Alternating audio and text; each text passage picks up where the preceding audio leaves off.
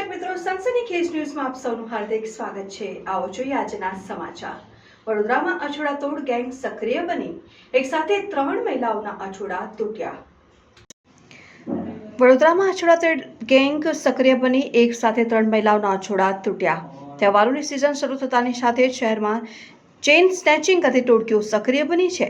શહેરના Karelibaug police station અને પાપોદ police સ્ટેશનની હદમાં 3 મહિલાઓના અછોડા તૂટ્યા હોવાની પ્રાથમિક જાણકારી મળી છે।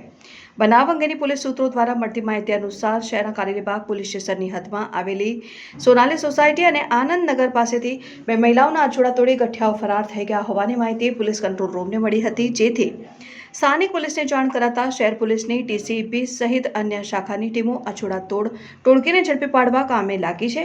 ત્યારે પાપોદ પોલીસ સ્ટેશનની હદમાં આવેલા પંડિત દીનદયાળ નગર ગૃહ પાસે પણ એક મહિલાનો અછોડો તૂટ્યો હોવાની વર્દી પોલીસ કંટ્રોલ રૂમને મળતા સ્થાનિક પોલીસ અછોડા તોડ ગેંગને ઝડપી પાડવા કવાયત શરૂ કરી છે। બપોરે કારેલીબાગ અહીંયા ઉર્જિતાની સામે મારા વાઈફ જતા હતા વ્હીકલ પર, ત્યાં ચાલુ વ્હીકલ પર એમની ચેન સ્નેચિંગ થઈ છે।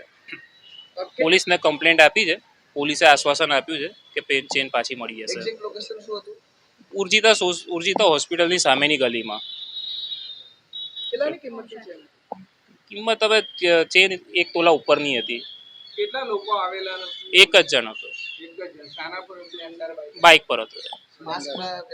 ના, એવું કશું નહોતું। ના, મને ખાલી ગળામાં સ્ક્રેચ પડેલો છે અને જે બીજા સાથે બનાવ થયેલો છે એમને તો એ લાત મારીને નીકળેલો છે, તો એવું આશા છે કે ચોર પકડાશે। વડોદરા શહેરમાં અવારનવાર આવા બનાવ બનતા હોય છે, તમારી સાથે આજે બનાવ બન્યો છે તો કેટલી ગંભીર બાબત છે?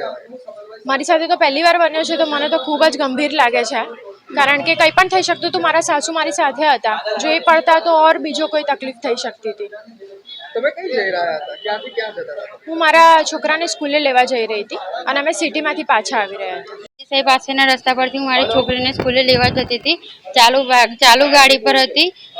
11:45 11:50ની આજુબાજુમાં હું મારી છોકરીને લેવા જતી હતી, તો એ ટાઈમે એક બાઇક મારી બાજુમાં આવીને મને કે સાઈડ આપો, સાઈડ આપીને એ રીતે હું ગઈ તો એને ગાડી ધીરી કરીને પહેલાં મારો ચેન ખેંચ્યો, પછી મને ધક્કો મારીને ઈંટના ઢેરામાં પાડીને ગાડી આખી મારા પર પાડી દીધી અને મારા વાળ છોડીને ભાગી ગયો હતો।